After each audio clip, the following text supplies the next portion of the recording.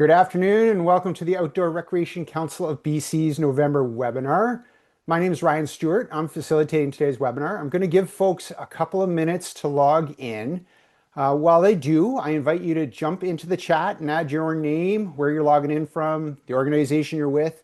And because we're talking about archaeology today, maybe something about the area's history that you find interesting. So somewhere where you are in your region's history. I'll give you an example.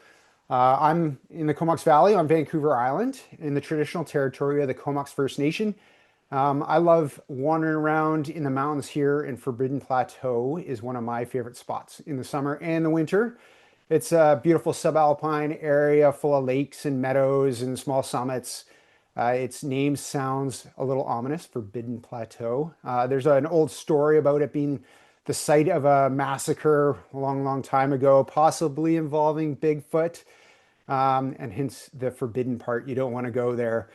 It sounds very intriguing, and that's kind of the point. I wrote an article about this for a magazine a few years ago, and the background is that there were some folks that some local folks that were building a bit of a tourism business up there. They built some cabins, they're blazing trails, and wanted to guide people up there hiking and horseback riding. And they thought a great backstory like this, something intriguing and mysterious, would be a good marketing gimmick. And so they created this story. It ran in the Times Colonist. It was all over the place. And there's still people that believe it's the reason for the name of the area. But in fact, it's all just marketing. So one of my favorite stories, I often think about that when I'm up there wandering around. And I will pop that in the chat for anyone that's still logging in. And I welcome you to kind of share your own story like that, or whatever it is about your area that you love. And when you pop it in there, make sure that you address your message to everyone so we can all see what your heritage moment is. All right. And I think we will get started. So I'm going to share my screen and introduce myself again. My name is Ryan Stewart. I work on community engagement with the ORCBC, which includes organizing and hosting our webinars. We're going to get started with today's. Welcome to the Integrating Archaeology and Indigenous Partnerships in Trail Planning webinar. We're going to learn why archaeology surveys are a necessary part of trail planning and how they are an excellent opportunity to strengthen relationships with First Nations. We're joined with by a group of 4 panelists today, organized by our friends at Cabin, a company that specializes in recreational planning, building, and archaeology assessments. I'll introduce them shortly, but first, a little housekeeping. So this webinar is part of a monthly series hosted by the Outdoor Recreation Council of BC. The ORCBC represents more than 100 organizations and more than 200,000 British Columbians. There's snowmobilers and hunters, climbers and hikers, conservation organizations and mountain bike clubs. It's a very diverse group, but what unites them is that they share a love of spending time in wild places. The ORCBC is the only provincial organization that represents everyone whose passion is recreating outdoors. We do this in many ways, including advocacy, capacity building, and education, like this webinar. As a nonprofit, we rely on outside funding sources, including donations from people like you. All donations are tax deductible and eligible for a tax receipt. You can find out more at orcbc.ca. Today's webinar is part of a series related to reconciliation and Indigenous relationship building. The series is made possible by the generous support of the Real Estate Foundation of BC. The foundation funds projects, builds relationships, and shares knowledge to advance sustainable, equitable, and socially just land use and real estate practices across the province. REFBC is committed to supporting reconciliation with Indigenous people and working in partnership with First Nations. In November, they published their inaugural Transformative Actions for UNDRIP Advancement, a progress report. You can learn more about it and how they are doing grant-making operations and governments differently at refbc.ca/TAUA. The address is up there on the screen. I'll also take this moment to acknowledge that I am grateful to live, work, and play on the traditional territory of the Comox First Nation. They call this the land of plenty, and it really is in many ways. Here is today's agenda. I'll continue with my little introduction here for another moment or two. Then we'll move on over. I'll introduce you to our speakers. They'll give a good presentation. We'll follow that up with a Q&A session. You can answer questions or ask questions at any time during the webinar by popping them into the Q&A button at the bottom of your screen. One of our guests might answer them directly. Otherwise, I'll do my best to ask them during the Q&A session. I apologize in advance if I don't get to every question. We'll wrap things up around 1 p.m. Pacific time. Immediately following the webinar is a super short survey. Please stick around to take a moment to fill it out. It helps us do a better job with these webinars and cover topics that you want to learn about. So our speakers today, we have Tom Eustache. He's the director of the Indigenous Youth Mountain Bike Association program, and a public works manager at the Simp First Nation. Lyndon Priest is a registered professional forester and the recreation program planning lead at Cabin Operations. Mike Elvidge is the Heritage Division's manager of Cabin Resource Management, and Thomas Schoen is the CEO of First Journey Consulting Limited. And with that, I am going to hand the screen over to the folks at Cabin to take it away. Yeah, we gotta do a little sharing, so we're not ready. Okay. Presentation's over, everyone. Thanks for coming. Hi everyone. Just a quick introduction of myself. I'm Mike Elvidge, the Heritage Division Manager at Cabin Resource Management. I have about 12 years of archaeological experience. I hold a master's degree from the University of British Columbia, Okanagan, and an undergraduate degree in archaeology from Simon Fraser University. Over the years, I've managed to work all across the province of BC with lots of different First Nations and seeing the chat coming in. Welcome to our neighbors down south from Massachusetts, the Department of Conservation and Recreation. That's amazing to see that you're here. I saw a message from someone that looks like they're in Tulalip. We have Seychelles territory with Saanich in here, Shaquan territory. So it's nice to see we have people from around the North American continent here to talk and have this discussion. To frame this talk, I just wanted to situate this and remind everyone, BC is situated, British Columbia is situated on the unceded lands and stolen territories of over 200 First Nations communities. These communities hold really deep, strong ties to their lands, their culture, and they see these ties both past, present, and future. And there's a strong interest in making sure that the sites are respected, landscapes are cared for, and work is done with respect. And it's our responsibility as land agents, land managers, land users, and recreational people to make sure that we are interacting with the spaces respectfully. We understand what's our behaviors are appropriate, and that we have patience in our planning. That sometimes things might take a little more time, or things take changes that we might necessarily have predicted or planned. But to continue to grow with the communities we work with. So I'm speaking to you with Lyndon. We are in the unceded territory of the Syilx Nation. We're coming out of Kelowna, BC right now. And we will jump right into this. So next slide. If you want to do presentations, introductions. Okay, we'll do it later. Okay, we'll move to the next slide. Everyone can introduce themselves in a minute. So we're going to start this presentation today. We're going to talk first about the sort of core understanding of archaeology in British Columbia and some of the guiding legislation and frameworks. And then we're going to get into recreation planning in British Columbia. That's going to be discussed with Lyndon. And then we're going to shift into the real enjoyable part of this conversation, which is this beyond consultation section and the First Nations perspective, where we are going to take all these points and these topics and we're going to discuss them and how they fit together. And then we'll leave it up to you, the community, to ask questions and to engage with this. So next slide, please. So we're going to start with archaeology in British Columbia. I'll give you my quick overview here, since a long list of all the history is difficult to get into.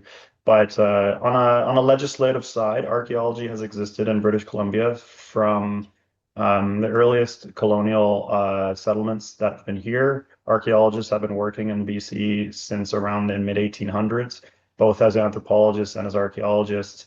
These early archaeologists and anthropologists held pretty troubling and difficult beliefs and practices, which led to some pretty, I'd say, it led to some hostile relationships over time. And as the Canadian colonial system alleviated some of its control over the Indian Act and all things like that, additional controls for Indigenous peoples were able to be welcomed into heritage management in BC. Our first major laws in BC that were related to archaeological heritage management started in the 1960s. This emerged as Canada was starting its process of aligning our policies with the United Nations Education, Scientific, and Cultural Organization. Most people know it as UNESCO. That was basically the emergence of our heritage programs and our needing to record inventories of our sites. It wasn't until the late 1970s, around 1976, where the Heritage Conservation Act, the current law, was first published and enacted. At the time, it created some very unique opportunities for archaeology that made archaeology in BC very, like I said, globally unique. Our policies and our laws to this day still protect sites, whether they're known or not, registered or not. So that can be really confusing to people because they don't understand sometimes what that means. But the moment something is identified in British Columbia that is assumed, presumed, or confirmed to have archaeological or heritage potential, the site becomes protected under the Heritage Conservation Act and requires permitting and policies and consultation with communities to enable its alteration. That starts right at the bit once the things are identified. So that's a very unique part of our policies, which has been present since the 1970s. Non-compliance with our policies typically results in fines, can be up to prison times and things like that. We're not needing to discuss the legal remedies here too much. Currently, we're in a big state of flux with our policies in British Columbia.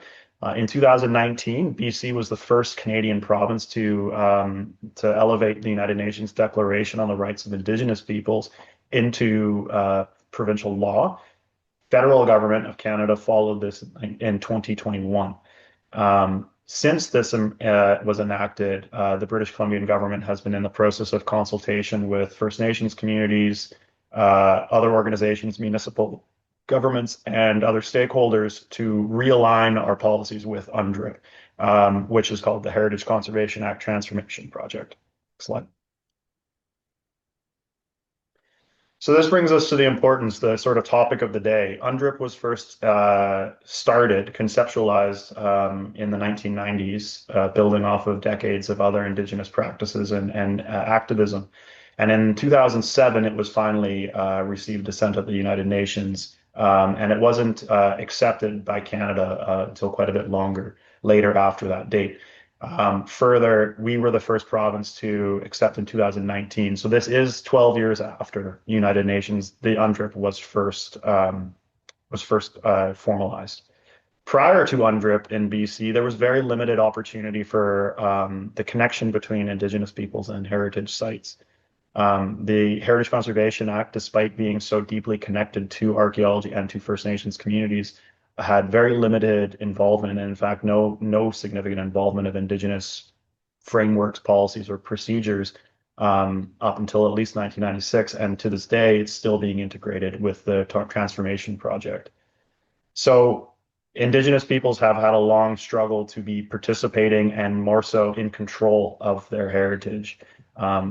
Indigenous peoples have the right, both as individuals and as communities, they have the right to their heritage objects, the sites, the practices, the spaces they recreated, and they also have the right to decision making.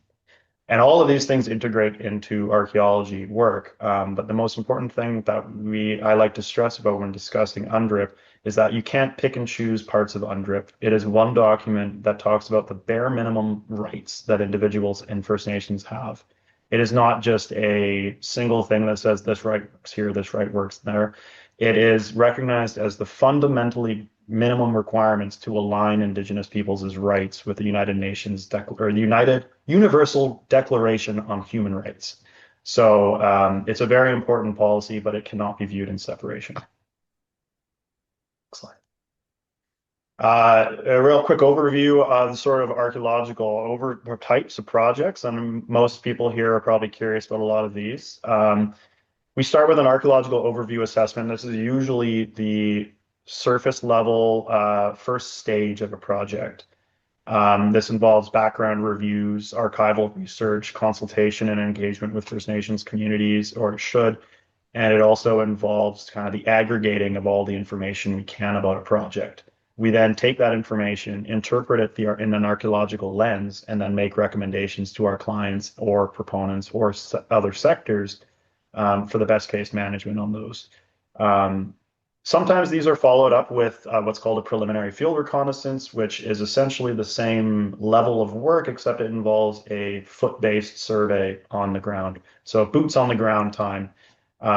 Most of our trail projects and recreational projects in BC will often fall within these two areas because they often have flexibility for relocations. They have more flexibility for redesign, and those costs that may involve with deeper testing and assessments become prohibitive. So the majority of trail projects are going to fall within these two AOA or PFR. The next step would be an archaeological impact assessment, which requires permitting. It requires provincial oversight and regulation and review, and is usually a very intensive field-based assessment that involves sampling and collecting and evaluation of the soil formations and things like this, as well as involvement with First Nations communities. One of the things that's important to note in this stage is that in the current policies with the province, there is no formal requirement in this capacity, basically, for the AOA and the PFR stage to involve collaboration with First Nations communities. This is something that many archaeologists do by default, and many First Nations expect or request or demand this by default. But it is still a problem that is to this day, people don't find ways around the system. So our best practice that we've always proceeded in policy is that you start consultation as the first step. The first thing you should be doing when you're planning a project or thinking about something is knocking on the door, sending an email, or saying, how do we start this together? Not, I'm doing this, how do you want it done? Always best to start our conversations early, and that involves the archaeology. It can have long timelines, it can be expensive, and it can involve lots of back and forth between consultation and engagement. So the longer time we have to run up to it, the better it is. But archaeology in trails is an important thing because it brings connective tissues to our projects, our trails, right? Archaeology is that substance that binds human behaviors on the landscape to the physical landscape. It shows us where people in the past have gathered resources and materials, where they've walked, where they've gathered, where they've celebrated, where they suffered loss, all of these elements, these human elements that tie to our landscape. They can get incorporated, if appropriate, into our trails and trail planning and recreation. This gives extra context and layers to our recreational practices. So while archaeology is also a regulatory set, there's also enormous benefit of bringing archaeology into making a project feel more collective, more holistic, more representative of the recreational space that we're trying to examine. But I'm going to let the rest of the team kind of talk about that. I think next slide. So I'll end my quick little chat on this and hope for more questions a little later. But I wanted to give everyone just a quick notice that if you do think you're working and you find what you might think is an archaeological site or archaeological material, we have what are called chance find procedures, or in other terms, these are ways to report sites that are found. You can always report sites that are identified directly to the archaeology branch, which is within the Ministry of Forests. Or you can contact a local museum, a local archaeologist, or a local First Nation community if you think you found something that might be heritage. But if you do think you found something, our first step is stop what you're doing and make sure that there's not going to be immediate risk to those locations. You then contact everyone that is necessary, including first and foremost First Nations and then the government. And then you go to the discussion with these parties about what the next step will be. Do we evaluate the site? Do we avoid the site? Do we we keep moving from there? And then we implement those. And then once we've gone through this process, we kind of continue back to the projects that we're working on to integrate things in. But if you think you found something, talk to someone because archaeology is a fragile part of our past, and losing sites and losing that context can be permanent. And knowing what we have before we lose it is the most important part here. Okay, I think I'll pass on my side. Okay. All right. So yeah, knowing kind of just the background of the importance of archaeology and heritage on the landscape, we just wanted to touch a little bit on some recreation planning because there's not really a blueprint for First Nation engagement. I'm a recreation planner, so I'm a little biased, but I really believe that proper trail planning is important if you're going to have a successful trail system, and it's important before construction. And part of that is you want to be engaging with First Nations. So I'm just going to go over some of the steps on kind of what that looks like for us. Ideally, we all want to be working towards a more collaborative approach, but that's not always the case, and that's kind of why we're here. So I'm just going to go over some of the steps that I'll do if we're, starting from scratch. So the first thing you want to do is kind of just you want to be able to identify what your trail is, how many trails are you planning, what type of them, like are they going to be a big, wide, multi-use trail with a wide right of way, or is it kind of a nature trail that is a little more flexible with where you're putting it? Ideally, this is all part of a trail master plan, and you can kind of plan a whole landscape or trail network kind of together. But yeah, it just depends. And then, yeah, you want to do kind of this background values assessment because you don't want to be going to First Nations saying, hey, this is what we're doing, and have them tell you, like, hey, did you know you're passing this endangered species habitat? You want to do your own homework first. You don't be engaging, expecting them to do your homework for you. So yeah, so what we'll usually do is use provincial databases if possible, and if there's any known resources out there or anything you noticed on site. You just want to identify some of the values on the landscape because chances are if they exist in provincial databases or you know about them, chances are First Nations are going to want to know about those too. So we'll first go through and identify any old growth forests or species at risk. And there's a lot of resources out there. So there's IMAP BC, if you're in BC, and you can kind of filter through and look at what's out there. You can talk to other people out there. Maybe there's been other trails projects in the area that also have known cultural areas that you want to avoid.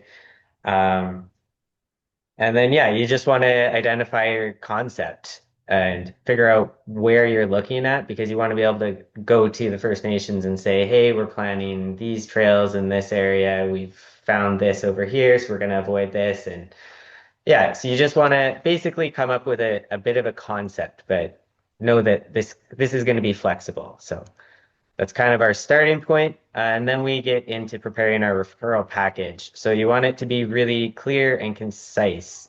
You don't want to have a lot of extra information in there, but you want to be able to give something to the First Nations so that when they're busy in their office, they can pick up this referral package and clearly go through the whole thing. So you want a map that really clearly outlines each trail. If you're going to have any permanent features like a parking lot, you want to note where that's going to be. If you've been out there and you know that there's riparian features like streams or wetlands that you've identified and you're going to maybe avoid, or if you're going to have to cross them, you want to be noting kind of where you're thinking of those. And then just have it all mapped out. And Google Earth is it's a really kind of standard format for us. So KML files are really shareable. Anyone can look at them. It's nice. We can look at them in 3D. And some portals will actually ask you to upload KML. So that's a nice shareable format that makes things a little easier. And then you can kind of put together your summary of, this is what trail we're planning on building. It's going to be for this purpose. It's going to connect to these other trail networks. And you want to make sure, like, it sounds simple, but it's easy to kind of add way more confusion than you need to have. So make sure you've got a really clear, concise summary of what you're looking for, what each trail is going to be, and then tie that back to the map in your KML files so that, yeah, just check everything's labeled, everything's described well. You just want to have that really clear, concise package to give to First Nations. And then in BC, we have this kind of cool database online. It's basically IMAP BC. But when you're trying to figure out, okay, I've got my referral package now, who do I send this to? I don't know. There's all kinds of websites online. But for us, we've got this provincial database. So there's this tool on there you can go and it's the SOE report. And you can actually draw a polygon over your area. So if you draw a polygon, hit next, it actually gives you a report of every single First Nation that is going to overlap your area. And a lot of the times the list is a lot bigger than you think it's going to be. And it'll have a contact right there in the information. So it makes it a lot easier for us to figure out, okay, I don't know who to talk to. So this is just a starting point so that you can figure out who you're going to be speaking to. Always accurate. It's not always updated though, as Mike has mentioned, but this is a good starting point. It's a provincial database, so it's updated through provincial channels. So yeah, take it with a grain of salt, but this is where we start anyways when we're thinking, okay, who do we have to talk to? Who are we going to send this referral out to? So once you get your referral package together, your maps, your KMLs, your trail descriptions, you get this report. You figure out who we're going to send it to. There's a few different ways you can do that. Some are through just email. A few bands have their own online portals, which it'll usually tell you in the contact information. And then there's also a really popular database here, which is called Nations Connect. So you can make an account for your own trail organization, and it actually has its own kind of filter in there. The thing to know is, though, not every community is on Nations Connect, but that's just another kind of method where you can upload a KML file and it'll tell you, okay, well, here's all the bands that you should be referring to. So that's a good platform especially if you're BC based, just create an account and kind of get familiar with it. And then the last thing here too is just plan ahead. A lot of the time when we're building trails, we want to, you plan your trail and you want to just send a referral, hear something back in a couple of weeks and get out there and start building. But the reality is it's not usually that kind of timeline. Like these things, everything takes time. And we got to remember too that a lot of these First Nation communities, they're not just getting referrals from us trail builders. They're getting referrals from like forest industry and municipal and there's a lot of projects that all have to go through these offices. So you got to remember that you might not be the priority. They also might have other things going on in their community, or they might have, staffing issues. They might not have enough people involved. So just remember that these things take time.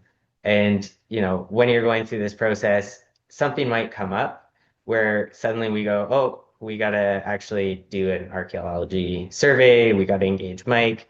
So just keep that in mind as part of your potential trail building costs. It might not just be the cost of the equipment and the labor.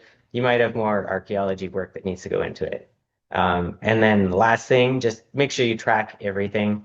When I'm doing any sort of engagement, I like to keep a spreadsheet or whatever, keep track of which communities you've reached out to, who's responded, and then this is kind of your starting point on who are we going to engage in the future. Um, you want to work toward this collaborative approach. So, who's most involved in my area, and starting if you're not sure, starting with this engagement and starting with this big list from the provincial database and anywhere else, talk to archaeologists. And yeah, that's kind of your starting point. So yeah, I'll pass it along once you've kind of done your initial engagement. Ideally, we want to be working to a collaborative building. So yeah, I'll pass it over to Thomas. Well, hello everyone. That already was some great info. Are we switching? Am I all good? Am I on? Okay, perfect.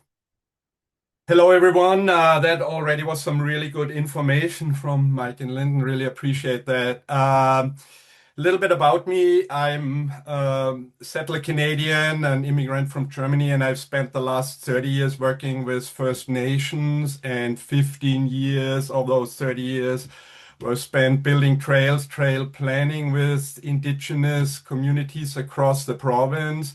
A lot of the work over the last 10 plus years was done with my good friend and colleague Patrick Lucas, the founder of the Indigenous Youth Mountain Bike Program, but also with Tom Eustache, my friend from the Simp First Nations, who's here with us today. So I'm very passionate about trail planning, outdoor recreational opportunities.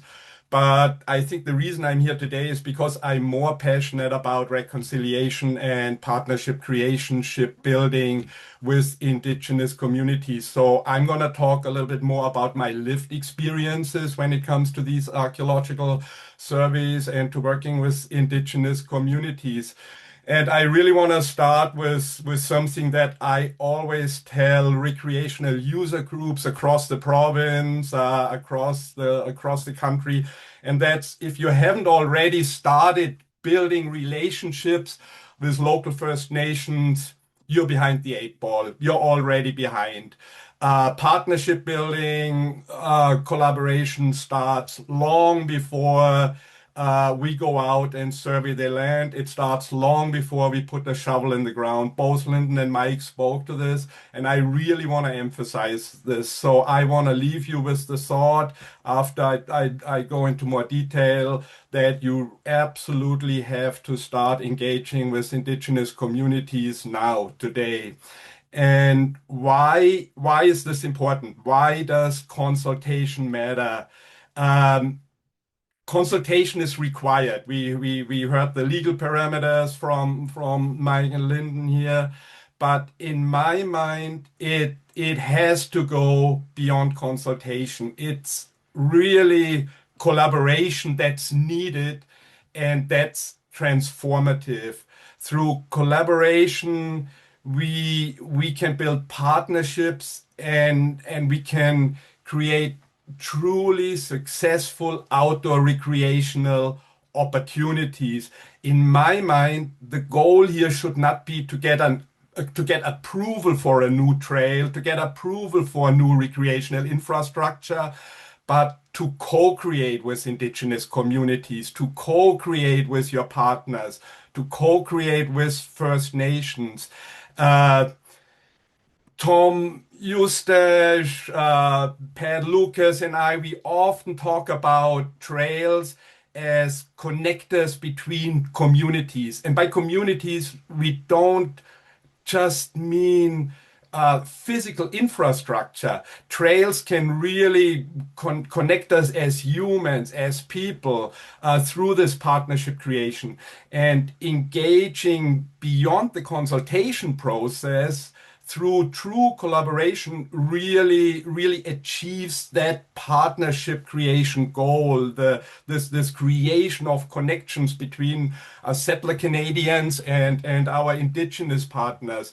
And I wanna dive into a couple examples where I can tell you from my work experience, where these collaborations were so meaningful and so helpful in being proactive when it comes to archaeological findings or to archaeological studies. About 10 years ago, we worked on a multi-year trail construction project.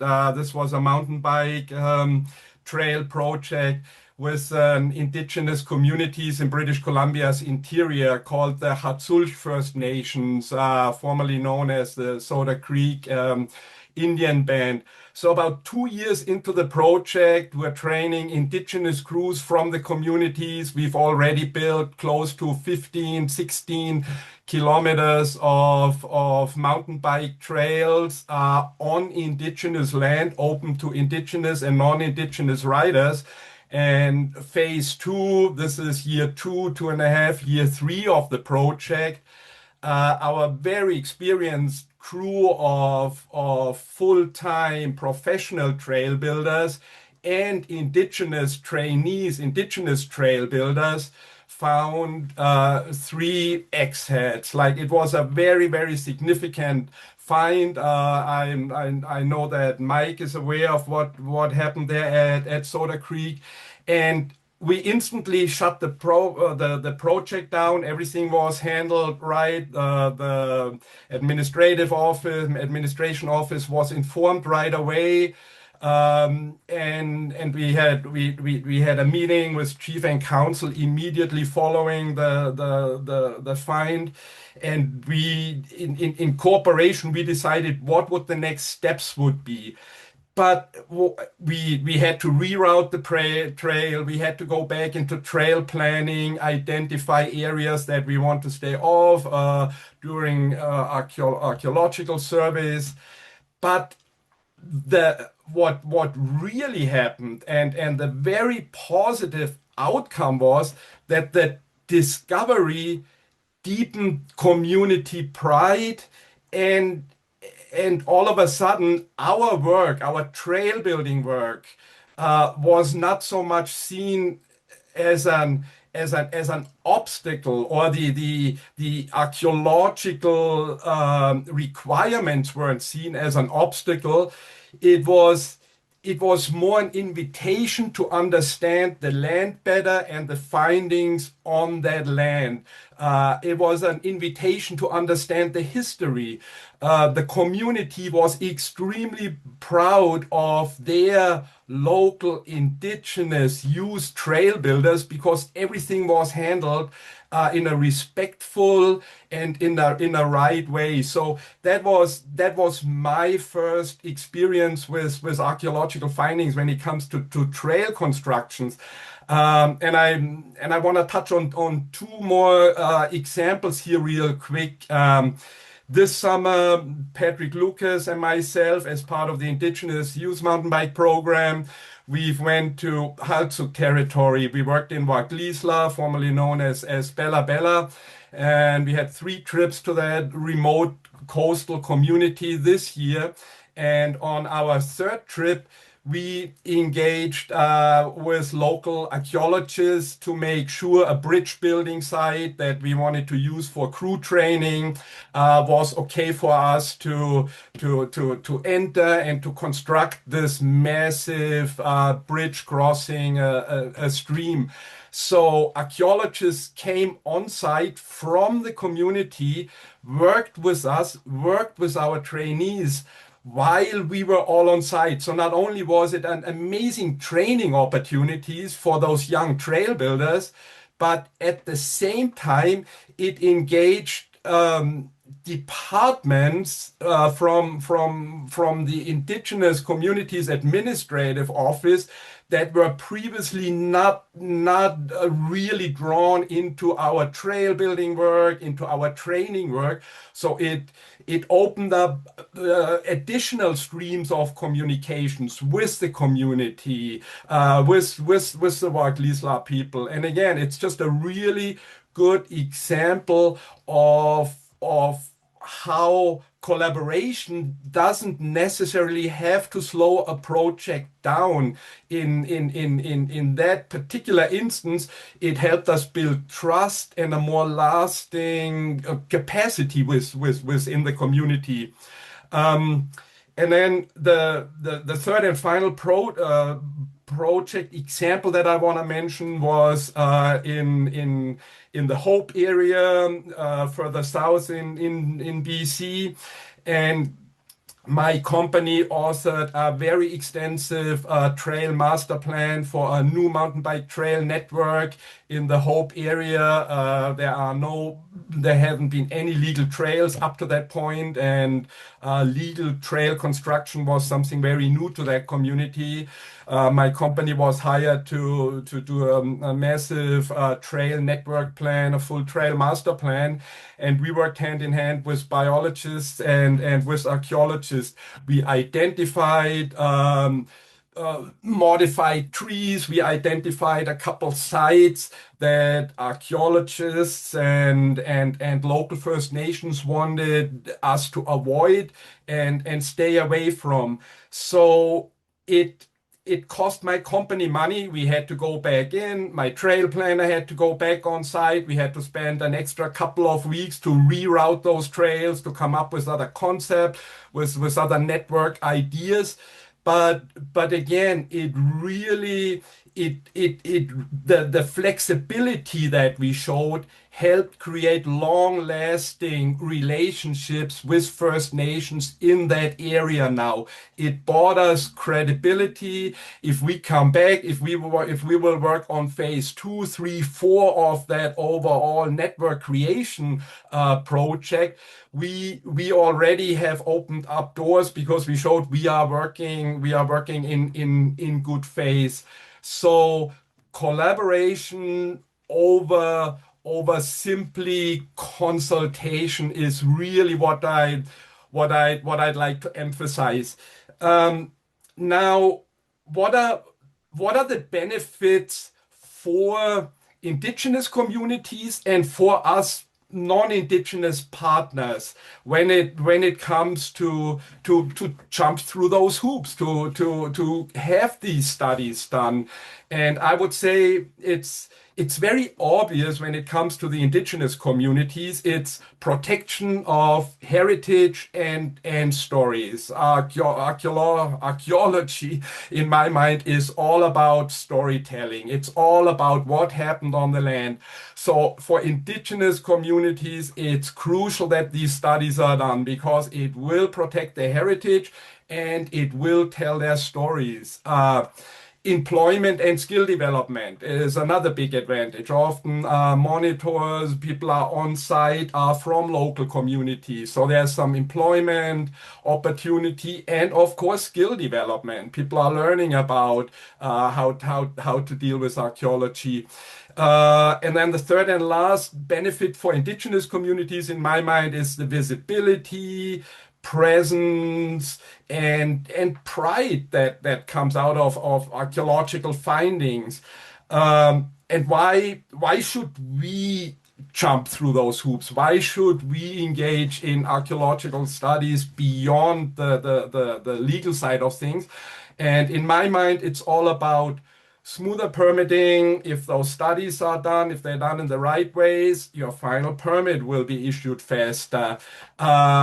We create stronger, more legitimate community partnerships.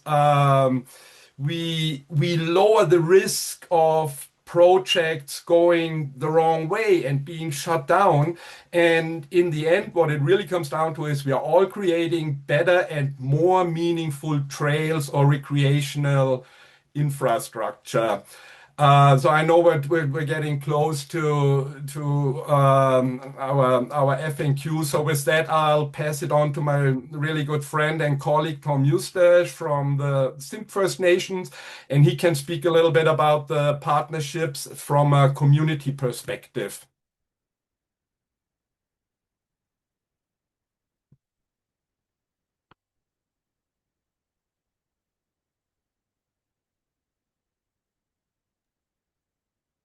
Tom?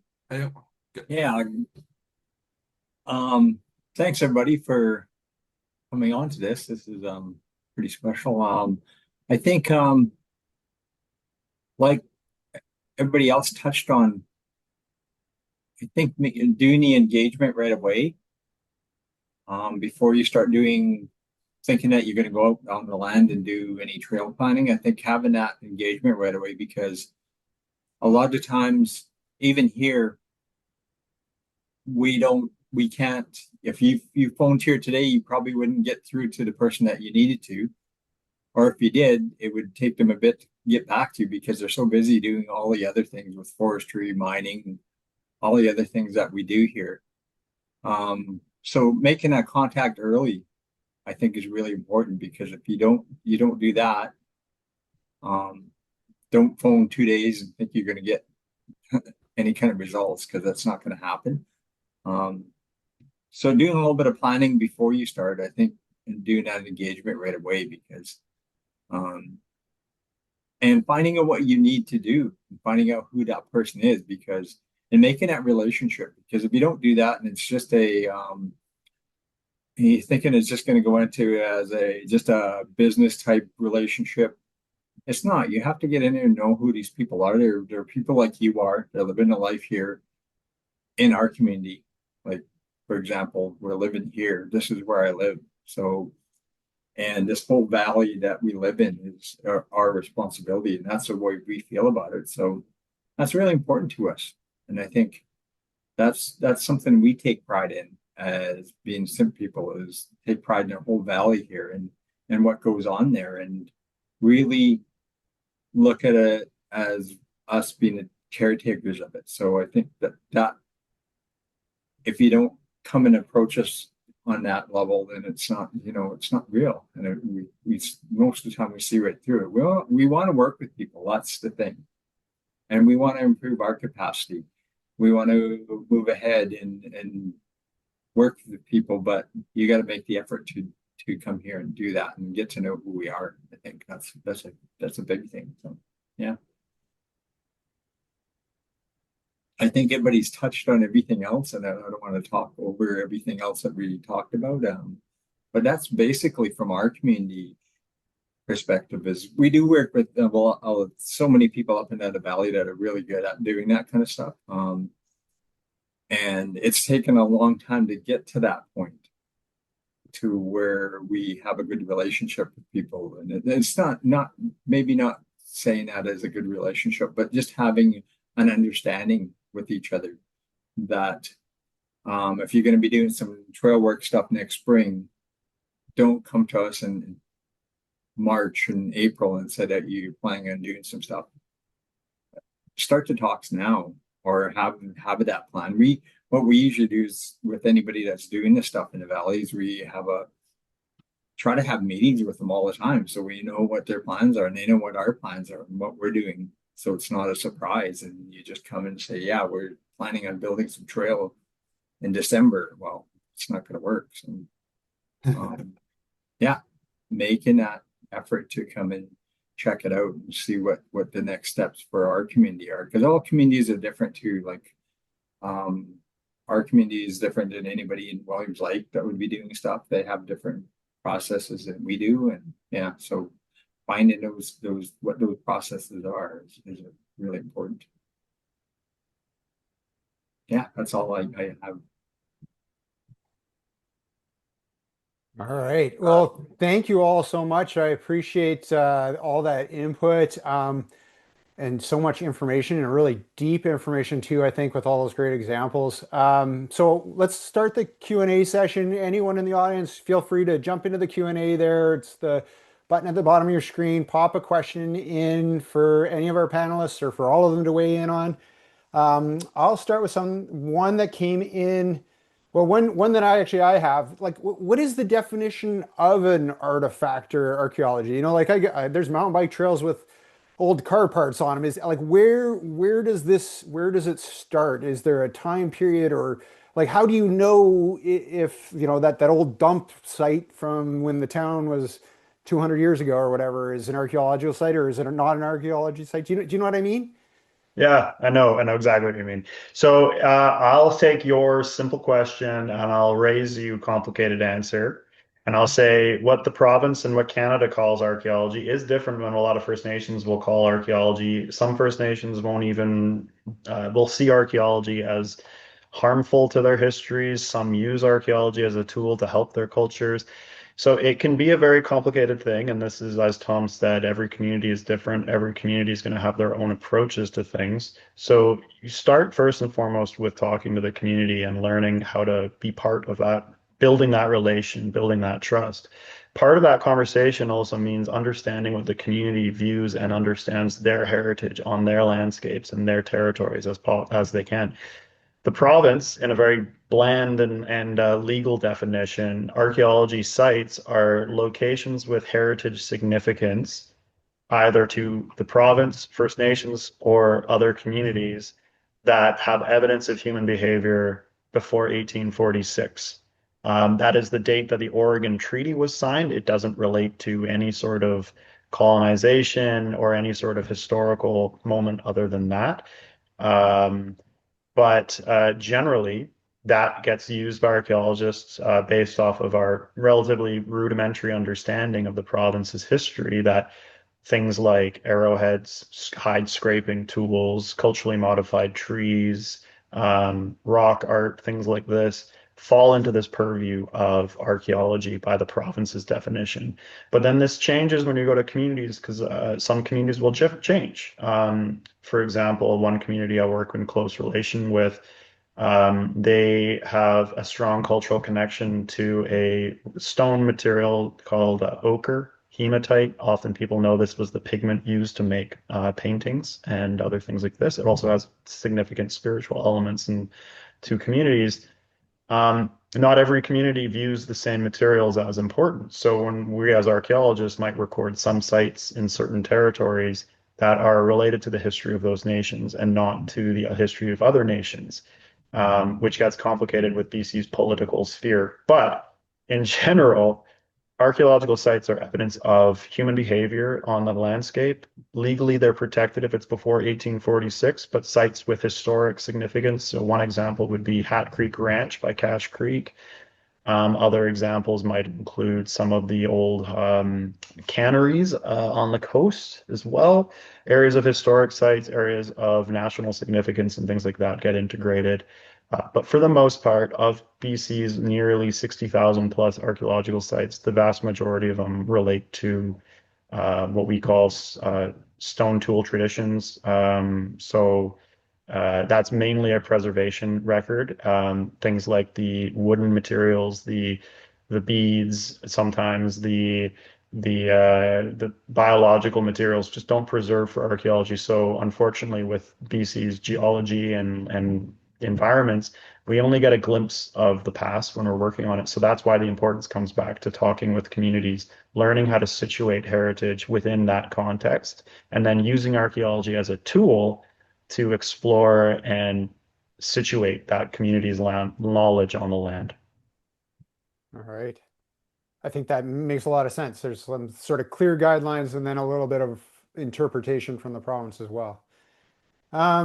We had a question from Tina, I think it was, in Seashell during registration, wondering about how to kind of apply this work to maintenance projects, whether you're replacing signs, resurfacing a trail, maybe you're rerouting a trail. Like, how do you think about this sort of archaeological work in that context? I think I'm going to let Tom and Tom maybe kind of add a little bit of extra thoughts to this, but I will say this.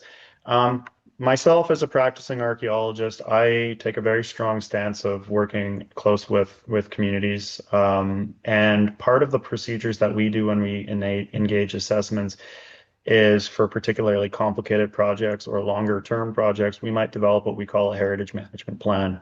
So that involves understanding, identifying, and documenting the values that are on that landscape, the necessary permits, when you call people, when you don't call people. And that will often include things like this trail maintenance and things like this. The province often considers things, farmers' fields that are typically tilled for agriculture. A lot of them have archaeological sites in them, but they still are maintained on an annual basis. So there is flexibility in these spaces. It depends on what the maintenance is being done. Excavating up a culvert with a machine is a much different thing than pruning branches along the side of a tree. But this heritage management plan is something that we say early engagement starts with, and you have those conversations about not just how do we deal with it now, but how do we keep dealing with it with respect down the line. So I'll let Tom and Tom kind of, from their perspective, kind of fill in more on that. Sure. Yeah, Tom, maybe you go ahead on this one. See what. Yeah, I think it goes back to, I guess, what you're doing and whether you're doing a big excavation or you're just putting in signs.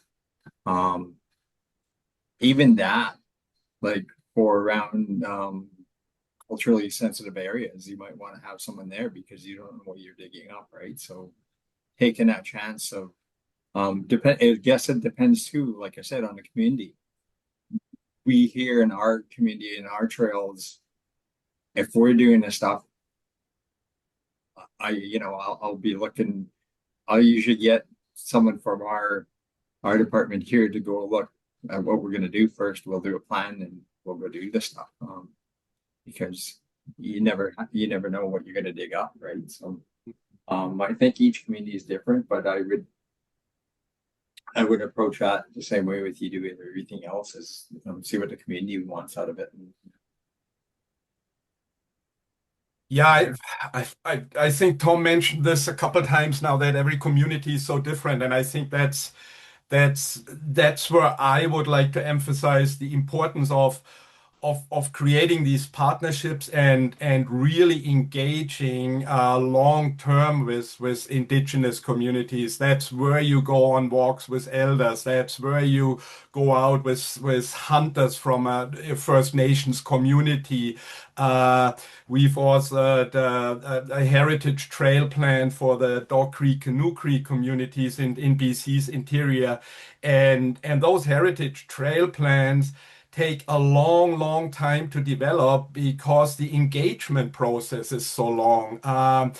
In this particular case, it wasn't a public document because it was up to the community to decide what type of information they would like to release.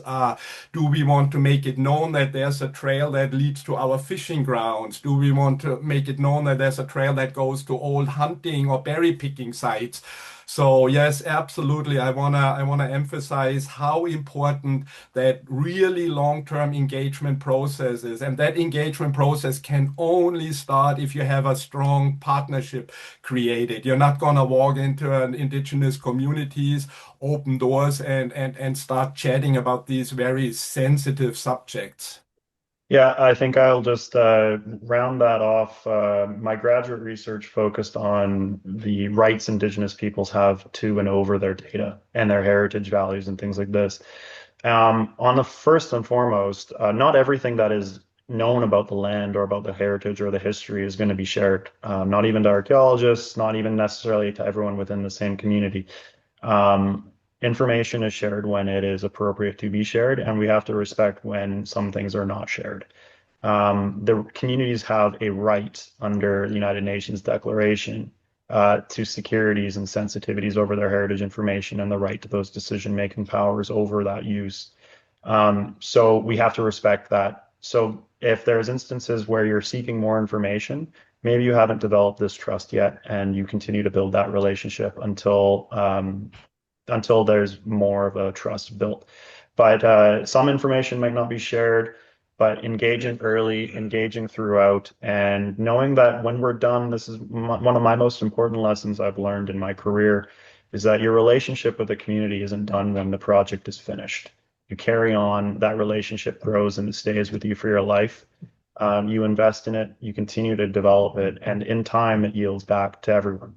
So see your relationships on your projects, your new plans, your new trail developments as an opportunity to build lifelong friends, relationships, to make experiences for people on the landscape that are going to be shared by Indigenous peoples, tourists, you name it. Everyone is going to be experiencing these spaces.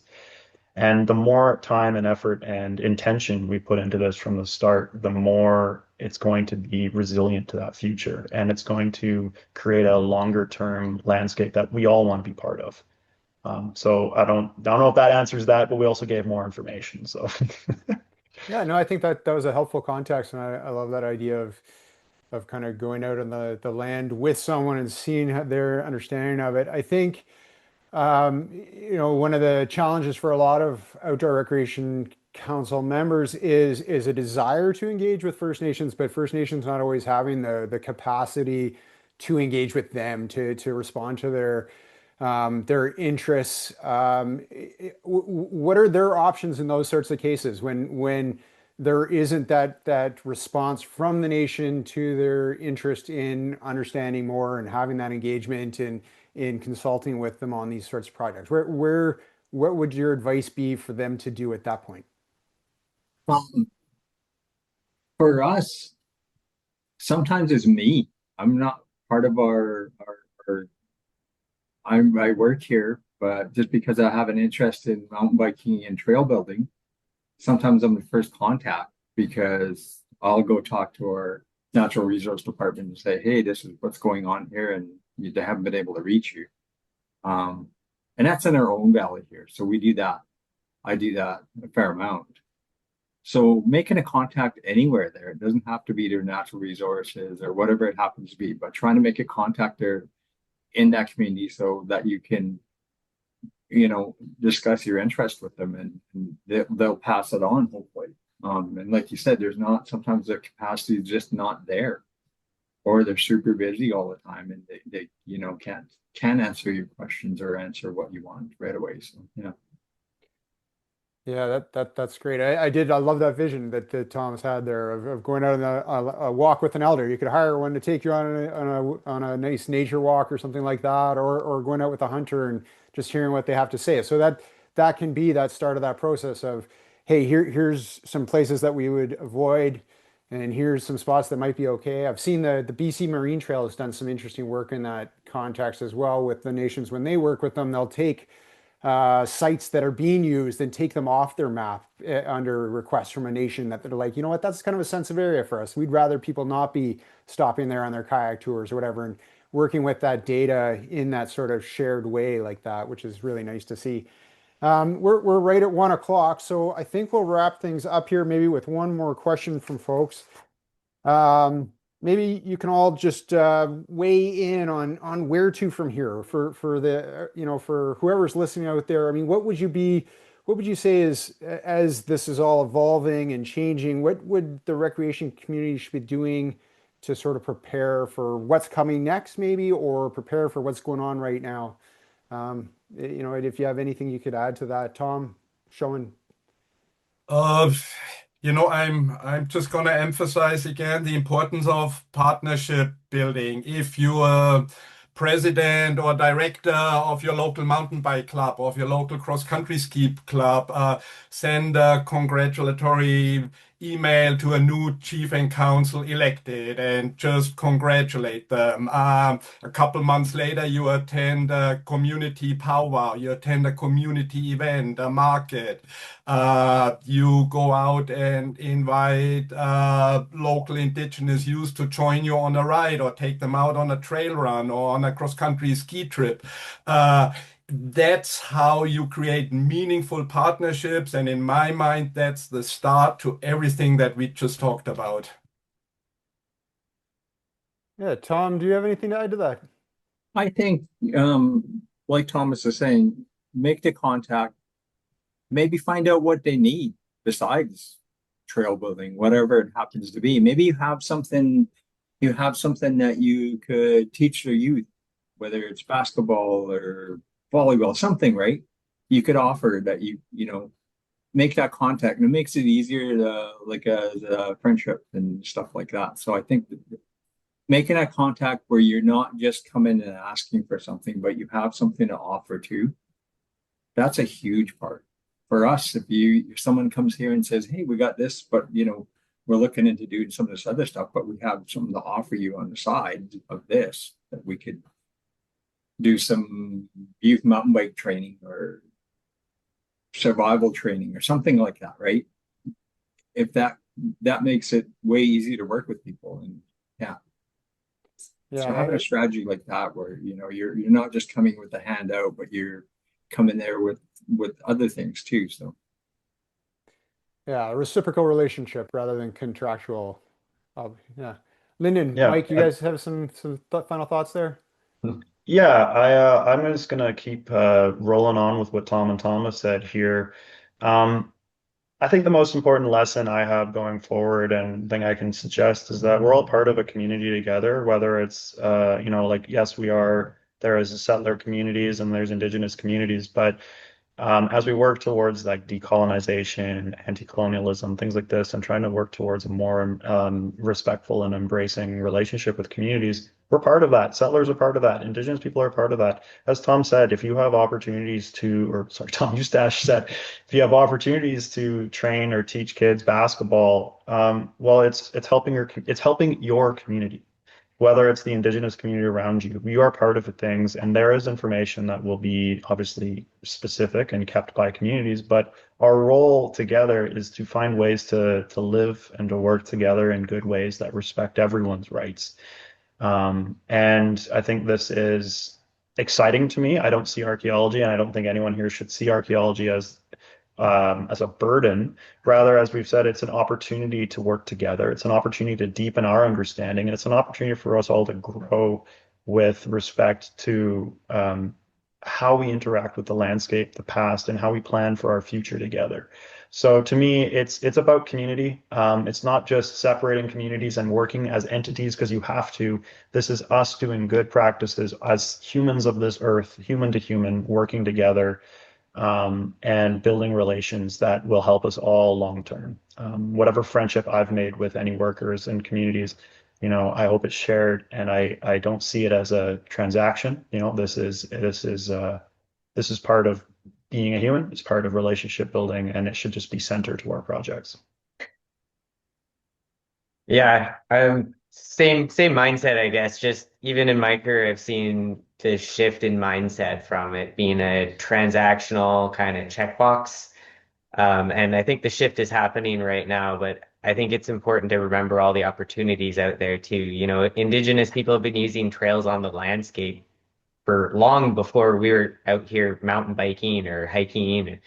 And so I think there's a really great opportunity to learn from Indigenous people who they obviously know trails. Maybe mountain bikes are new, so maybe we can, like you said, go out and help take some youth out mountain biking. And I think it's a great opportunity to learn from each other and just the shift is happening. And yeah, I think just shifting our mindset, building those relationships and learning from each other, I think we'll have better trails for everyone to use at the end of the day. So Awesome. All right, I'm just going to wrap things up here. Thank you very much for the four of you for taking part and sharing your knowledge and expertise. Thanks to everybody in the audience for tuning in and asking and taking part.